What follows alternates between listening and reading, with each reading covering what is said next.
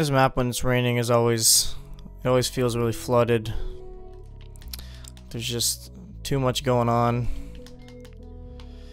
I wonder if the new maps are going to be more streamlined, or they're going to have some complex 3D mapping to it. It'll be interesting. But I don't think any map could beat Temple Garden, in my opinion. I think Temple Garden is just picture perfect. The way it looks, everything about it, great map scenery. It's good for all game types, dual brawl, elimination, dominion, skirmishes. Like it's all good, and every environment, the place with the tree, very nice, well done. And then you have like Forge, and it seems kind of cool. Like the outside is all right, but then you look at the inside, and it just feels a little more like everything else. Just heavy metal working and stuff like that, and there's nothing really new added on. Temple Garden definitely has some inspiration and creativity, and I just hope that the new Samurai map and the new Viking map can actually take from that, instead of the way Sentinel in this map looks. And this map is not that bad. I like this map kind of a bit. It's not bad. It's definitely a lot better than Forge, in my opinion, but I will say that I don't know. I just think that Sentinel, which is the other one, is very generic. It kind of looks a lot like Citadel Gates, which is more basic.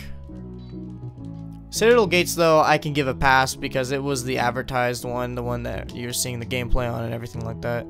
So it's a lot more acceptable. And you know what? That's fine. In a medieval-based game, it's supposed to be more surrounding realistic gameplay and not so much fantasy. I can get behind it, but when it's too normalized, I kind of turn a cold shoulder. Now, talking about the new heroes, though, in Season 4, Aramusha and Shaman, they look pretty cool, I'm not gonna lie, but in terms of, if I was to compare to Season 3 and Season 2, the heroes don't really appeal to me as much as the ones from Season 2 and Season 3, especially Season 2, the Centurion. I love the way he looks, like crazy. He's really awesome looking. And the Gladiator is pretty cool too. Highlander also kind of spoke to me a bit with his giant ass weapon. I mean, that's what I like about him the most, and that's why I was able to give him a pass and main him. But for the Shaman and the Aramusha, it'll probably come down to gameplay if I want to main them. Like if they're really fun to play. Because most, if not all, of my characters are all about the looks, not the gameplay. And these characters, I'm not sure how they're gonna look in the end game. To be honest, I'm not sure if they're gonna have really good armor, because Vikings kind of get cheesed a lot, and so do the Samurai. But Samurai get a little bit more of a pass in comparison to the Vikings. So we'll see. I'm not sure. Again, like I said, I don't know what their end game looks like, but the Aramusha looks like he'll probably have some pretty cool stuff at the end. The Shaman will probably be more so in the armor, or the weapons, sorry, not the armor. As I can see, his little kukri and the axe, the tomahawk that she has. And the Aramusha has two swords, so he's going to be dual wielding. I'm down with dual wielding. I'm using a Berserker right now. He dual wields, so I can deal with that. People have been wondering why I don't use Samurai. They wondered maybe I don't like the Samurais. It's nothing to do with that. It all comes down to looks. If the character looks good, character has a good look in endgame, I'll do it.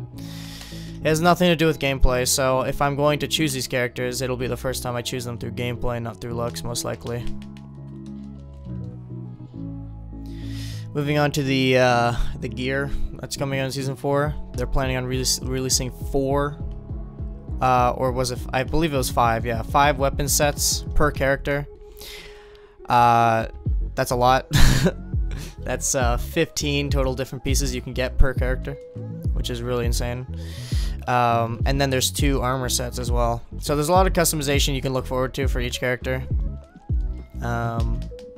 So, you know, if you main Lawbringer, if you main Berserker, it doesn't matter.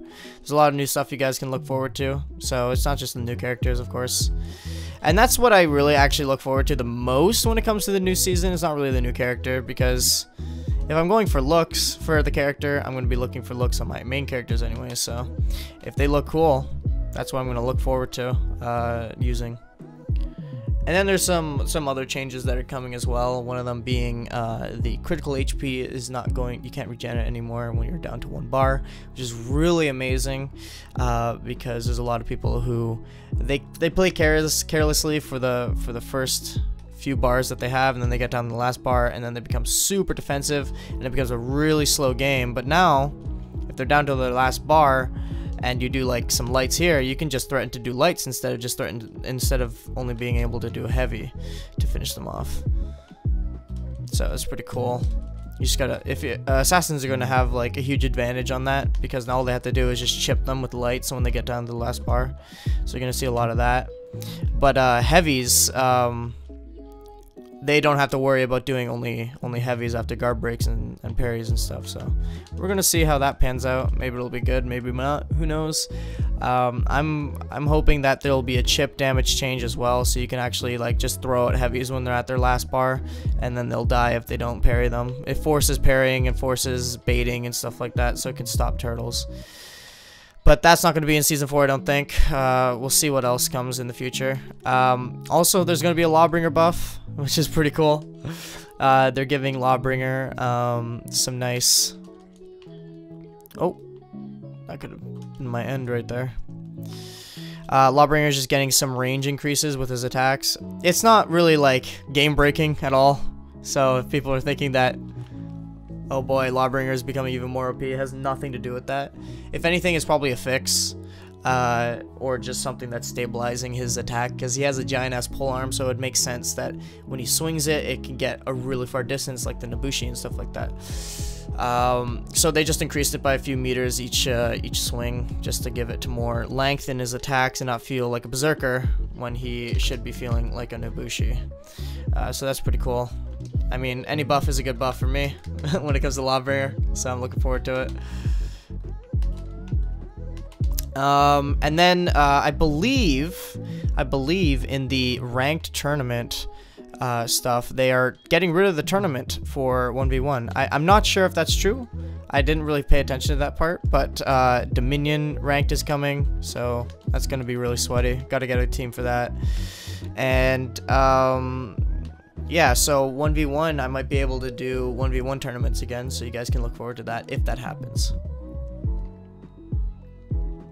Hey guys, so I figured I'd make another one of these announcements letting you guys know that I do have a Discord. It has been in my descriptions for a while now, and also in my streams I let everyone know that I do have a Discord. But for those wondering still for new updates on videos that are coming out or any announcements that they need on my channel, I do all of that in my Discord. But what's more important is I also reply to a lot of comments you guys have in the Discord directly. It makes it easier for me to communicate through there. I do reply, of course, on YouTube a lot too, but there are some underlying questions that some people still ask, and I do gladly read them and respond to them. So if you guys would want any of that, want some updates and information, feel free to come down to the Discord. We are almost at 1,000 members on the Discord, which is pretty insane. So if you guys want to help get that number to 1,000 really soon, feel free to come down and stay posted. So with that being said, thank you guys for watching this video, and I'll see you guys later.